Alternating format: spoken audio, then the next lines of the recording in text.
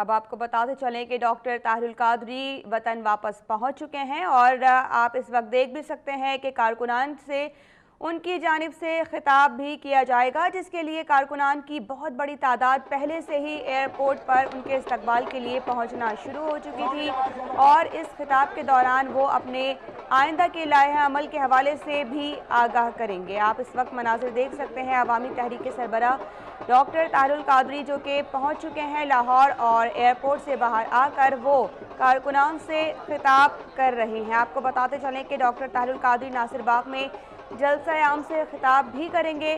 اس کے ساتھ ساتھ آپ کو بتائیں کہ لاہور ایئرپورٹ پر اس موقع پر سیکیورٹی کے انتہائی سخت انتظامات بھی اٹھائے گئے ہیں، کیونکہ بہت بڑی تعداد کارکنان کی ابھی بھی ایسی ہے جو کہ یہاں پر وقفے سے پہنچ رہی ہے۔ پرتپاک استقبال کی تیاریاں ان کے لیے کی گئی ہیں، پھولوں کی پتیاں بھی ڈاکٹر طاہر القادری پر نچھاور کی جا رہی ہیں اور ان کی جانب سے خطاب کا آغاز کیا گیا ہے۔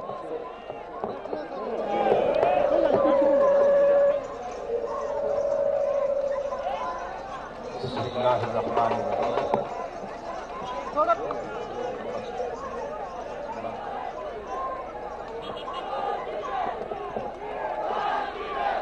میڈیا کے تمام میڈیا ہاؤس میں الیکٹرانک میڈیا کے ساتھ پرنٹ میڈیا کے تمام نمائندگان جو آج استقبال کے موقع پر موجود ہیں، بہت بڑی تعداد میں، ان کے لیے ہمیشہ اس عظیم کاز کا ساتھ دینے پر دعا گو رہتا ہوں۔ آج پھر دعا کرتا ہوں اور اپنی محبتوں میں انہیں شامل کرتا ہوں۔ ہزارہا کارکن اور تحریک کے قائدین اور کارکن جن میں بزرگ، جوان، بچے، مائیں، بہنیں، بیٹیاں، کثیر تعداد میں حد نگاہ تک یہاں ایئرپورٹ کے پنڈال میں اور دور بسوں کی چھتوں پر جہاں تک میری نگاہ جاتی ہے میں دیکھ رہا ہوں، اور یہ قافلہ گاڑیوں کا مال روڈ پر روانہ ہوگا۔ آپ سب کو خوش آمدید کہتا ہوں۔ آپ کی محبت ہے اور خواتین کی بہت بڑی تعداد، میری بہنیں اور میری بیٹیاں اپنی جس طرح آئی ہیں ان کے لیے انہیں اپنا پیار، اپنی دعائیں ہمیشہ دیتا ہوں اور آج بھی دیتا ہوں اور عمر بھر دیتا رہوں گا۔ آج دیکھیے، میں اپریل کے اینڈ میں کینیڈا سے آیا تھا، اپریل کے اینڈ میں، اور ابھی تک میں کینیڈا واپس نہیں گیا۔ اپریل کے اینڈ، مئی، جون، جولائی اور اگست، یہ چوتھا مہینہ جا رہا ہے، میں کینیڈا واپس نہیں گیا۔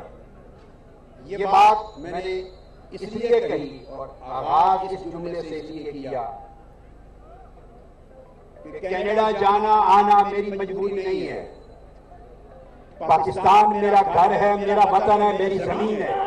یہاں میرے کارکنوں کا خون بہا ہے، یہاں میرے کارکن شہید ہوئے، یہاں میرے کارکنوں کی لاشیں گری ہیں، یہاں 100 کے قریب میرے کارکنوں کے جسم گولیوں سے بھونے گئے ہیں۔ میری اولی ترجیح ان کارکنوں کے لیے انصاف اور قصاص کا اصول ہے جو انشاءاللہ ہم لے کر رہے ہیں۔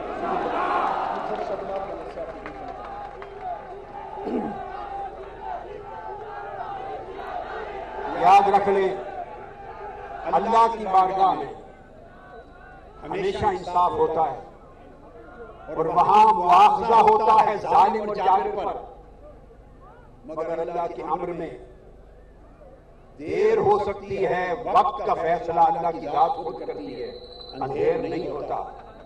لگتا ہے پاناما لیکس کے میٹر میں نواز شریف صاحب کا پکڑا جانا اور ان کی پوری فیملی کا پکڑا جانا یہ ماڈل ٹاؤن کے شہیدوں کے خون کا انتقام اتر رہا ہے آسمان۔ ورنہ سچ بات ہے، میں نے 20 مرتبہ کہا تھا، اور جب میں پچھلے دنوں یہاں تھا رمضان المبارک میں اور عید کے بعد بھی، تب بھی میں کہتا رہا ہوں مجھے کوئی توقع نہیں تھی کہ ان کے اقتدار میں ہوتے ہوئے کوئی ادارہ اتنی جرت ہمت اور طاقت رکھتا ہے کہ بے باکی کے ساتھ حق کی تحقیقات کرے اور حق کا فیصلہ دے سکے. یہ سارا فیصلہ میرے اندازے کے خلاف آیا. لگتا ہے کہ پاکستانیوں پر اللہ کی مدد اور نصرت کا نزول شروع ہو چکا ہے اور پاکستان کی سپریم کورٹ نے حق ادا کیا ہے اور انصاف کا راستہ کھولنے کے لیے تاریخی قدم اٹھایا ہے. اس کے نتیجے میں ہمیں لگتا ہے کہ ماڈل ٹاؤن کے شہیدوں کو بھی اور ان شہیدوں کے وارثوں کو بھی اور ان مظلوموں کو بھی ان زخمیوں کو بھی اور بے گناہ قیدیوں کو بھی اب انصاف ملنے کے امکانات روشن ہو گئے. میں آئندہ لائے عمل کا اعلان تو مال روڈ پر پہنچ کر انشاءاللہ تعالی ناصر باغ کے اجتماع میں کروں گا جہاں باقی پولیٹیکل پارٹیز کے رہنما بھی شریک ہوں گے. ناصر باغ میں اعلان کروں گا. مگر ایک بات بتانا چاہتا ہوں, میں پھر سیلوٹ کرتا ہوں ان شہیدوں کے غریب وارثوں کو, ان شہیدوں کے والدین کو, ان شہیدوں کی بیویوں اور بچوں کو اور ان شہید خواتین کے گھر والوں کو. وہ سب غریب ہیں, 2-2, 3-3 مرلے کے گھروں میں رہنے والے لوگ ہیں اور ان میں آدھے سے زیادہ ایسے ہیں کہ 2-3 مرلے کا گھر بھی ان کا ملکیت ہی نہیں ہے. اس ملک میں ہر روز غربت بکتی ہے, اس ملک میں ہر روز غریبوں کا خون بکتا ہے. اس دھرتی پہ 75 سال ہو گئے ہم دیکھتے ہیں ہر روز قتل ہوتے اور مقتول کے وارث اداروں سے مایوس ہو کر کہ انصاف نہیں ملے گا, قصاص نہیں ملے گا, ان کے لاڈلے چلے گئے, انصاف بھی نہیں ملے گا, مقدمے لڑنے کا پیسہ بھی نہیں, دباؤ بھی ہے, غنڈہ گردی بھی ہے, خطرات بھی ہیں, ہر روز لاشیں بیچی جاتی ہیں, دیت کے نام پر خون بیچے جاتے ہیں. وہ دیت نہیں ہوتی, وہ غریبوں کی بے بسی ہوتی ہے, وہ غریبوں کی بے کسی ہوتی ہے, وہ اس نظام کی بے حسی ہوتی ہے کہ چونکہ غریب کو کوئی تحفظ نہیں, غریب کے لیے قانون اور انصاف نہیں, تو وہ اپنے لوگوں کے خون اور لاشیں بیچ کر اپنا اگلا وقت خاموشی سے گزارتے ہیں. پاکستان کی تاریخ کا پہلا واقعہ ہے کہ شہید ہونے والے غریب, بے بس, بے کس, کمزور اور قتل کرنے والے وقت کے فرعون, قتل کرنے والے وقت کے قارون اتنے طاقتور کہ کسی اور قبیلے کے پاس اتنی طاقت نہیں, اتنے مالدار, حرام کی دولت لوٹی ہوئی مالدار کہ کسی اور کے پاس اتنا تمول اور اتنا سرمایہ نہیں. قارونیت بھی جمع ہے, فرعونیت بھی جمع ہے. انہوں نے ہر ممکن غریبوں کا خون خریدنے کی, ان کا زمین خریدنے کی کوشش کی, مگر عظیم ہیں وہ شہید عظیم تھے اور ان کے وارث عظیم تر ہیں جنہوں نے فرعون کی طاقت اور قارون کی دولت پہ لعنت بھیج دی, ٹھوکر مار دی اور وہ بکے نہیں ہیں اور چکے نہیں ہیں. ماڈل ٹاؤن کے شہیدوں کے خاندانوں نے پاکستان کے اندر غیرت کی ایک نئی تاریخ رقم کر دی. میں پھر دہرا رہا ہوں, ماڈل ٹاؤن کے شہیدوں کے وارثوں نے, غریب گھرانوں نے عزت, حمیت اور غیرت کی ایک نئی تاریخ رقم کر دی ہے اور پاکستان کے 18 سے 19-20 کروڑ عوام کو ایک زندگی کا نیا سلیقہ سکھا دیا ہے کہ اگر ڈر ہو, دولت ہو مقابلے میں, قارون ہو, فرعون ہو, انصاف نہ ملنے کی توقع ہو, تب بھی زمین نہ بیچو, زمین نہ بیچو, غیرت نہ بیچو, حق کے لیے لڑتے ہو, لڑتے لڑتے مر جاؤ, خدا کے ہاتھوں میں کامیاب بھی کیا جائے گا. یہ پاکستان عوامی تحریک نے یہ سبق پوری قوم کو سکھایا ہے, پوری قوم کے کمزوروں کو کردار دیا ہے. اور آخری بات, آپ کو یاد ہے دسمبر 2012 میں مینار پاکستان کا جلسہ, میں نے آرٹیکل 62-63 پر خطاب کیا کہ جب تک آرٹیکل 62 نافذ نہیں ہوگا اس پاکستان کے سیاسی نظام سے گند اور کرپشن دور نہیں ہوگی. پھر جنوری 2013 میں 5 دن کا دھرنا, لانگ مارچ, آرٹیکل 62-63 کا سبق پوری قوم کو پڑھایا اور سکھایا اور یاد کرایا تھا. اللہ کا شکر ہے 4 سال بعد ہی صحیح، 4 سال بعد ہی صحیح آج آرٹیکل 62 بولا ہے، اس کو زبان ملی ہے، اس کا اجرا ہوا ہے۔ سپریم کورٹ نے اسی کے تحت سابق نائب وزیر اعظم کو کک آؤٹ کر کے جوتے لگا کے اقتدار سے نکال دیا۔ اور آخری بات، نواز شریف صاحب اگر عزت والے لوگ ہوں، شرم اور حیا والے لوگ ہوں، تو پوری سپریم کورٹ جس کو بددیانت ڈکلیئر کر دے، بے ایمان ڈکلیئر کر دے، کرپٹ ڈکلیئر کر دے، سپریم کورٹ کا پورا بینچ ایک جج نے بھی اختلاف نہیں کیا۔ آپ کو ڈس آنیسٹ ڈکلیئر کیا ہے، جھوٹا کہا ہے، دھوکے باز کہا ہے، نااہل قرار دیا ہے، بددیانتی پر کوئی توہین عدالت کے نوٹس پر نہیں۔ جیسے یوسف رضا گیلانی صاحب کو نااہل کیا تھا، وہ توہین عدالت پر کیا تھا، آپ کو نااہل کیا ہے جھوٹ، لوٹ مار، بے ایمانی اور بددیانتی پر۔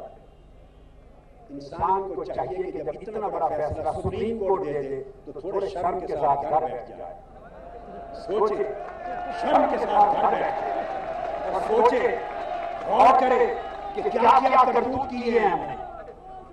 بندہ کو چند مہینے شرم ہی کرتا ہے، مگر بے حسی اور بے سمجھی کی اتنی انتہا ہے کہ اب آپ للکارتے ہوئے سڑکوں پر آ رہے ہیں۔ آپ جی ٹی روڈ پر احتجاج کرنا چاہتے ہیں، ہم نے تو احتجاج کیا تھا، جی ٹی روڈ پر لانگ مارچ کیا تھا ایک نظام کے خلاف، ہم نے احتجاج کیا تھا 2014 میں آپ کے خلاف۔ آپ بتائیں آپ جی ٹی روڈ پر کس کے خلاف آ رہے ہیں؟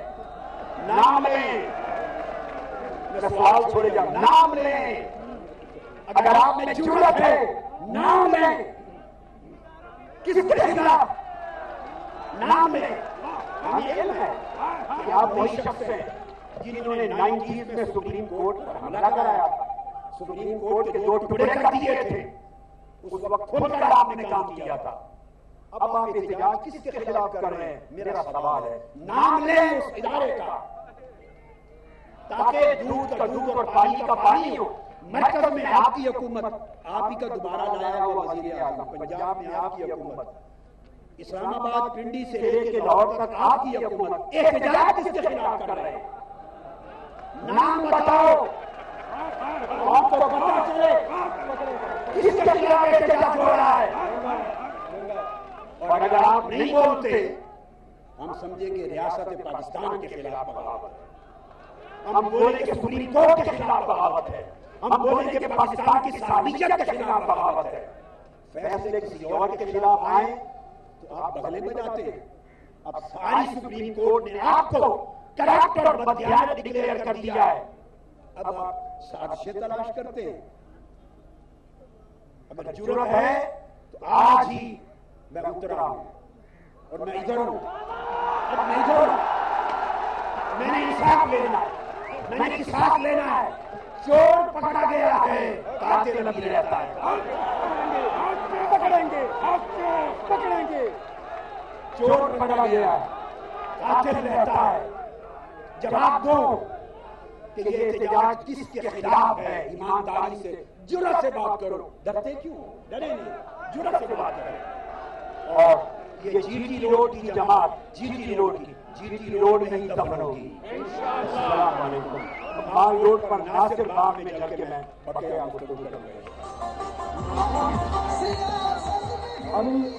ابھی تمام احباب سے گزارش ہے کہ ڈسپلن کا آپ دیکھ رہے ہیں لاہور میں ڈاکٹر طاہر القادری کارکنان سے خطاب کر رہے تھے اور اس دوران انہوں نے کہا کہ تمام کارکنان میڈیا نمائندگان کا شکر گزار ہوں، میرے استقبال کے لیے بڑی تعداد میں لوگ آئے جس پر خوشی ہوئی ہے۔ کینیڈا آنا جانا میری مجبوری نہیں، پاکستان میرا وطن ہے جہاں میرے کارکنوں کا خون بہا اور اب ان کے خون کے ایک ایک قطرے کا حساب لیا جائے گا۔